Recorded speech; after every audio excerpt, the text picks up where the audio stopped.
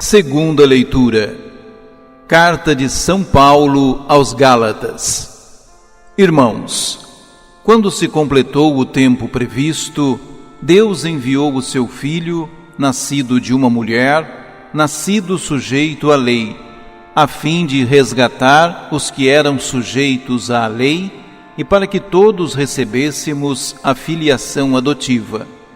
E porque sois filhos, Deus enviou aos nossos corações o Espírito do seu Filho, que clama: Abá, ó Pai. Assim, já não és mais escravo, mas filho. E se és filho, és também herdeiro. Tudo isso por graça de Deus. Palavra do Senhor. Graças a Deus.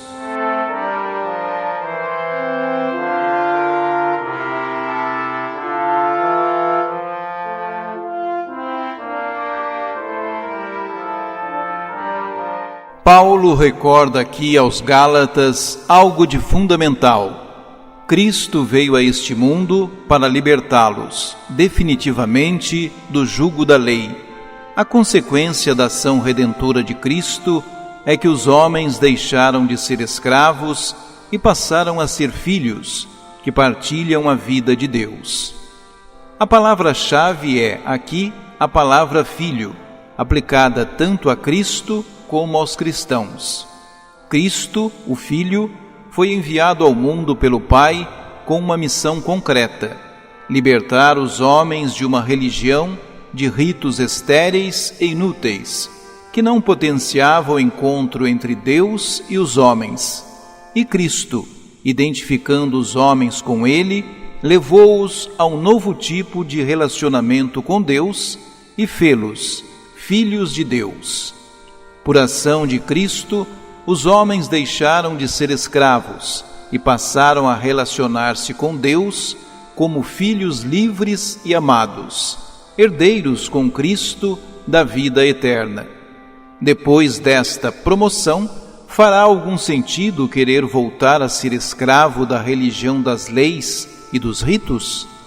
A nova situação dos homens dá-lhes o direito de chamar a Deus Abá.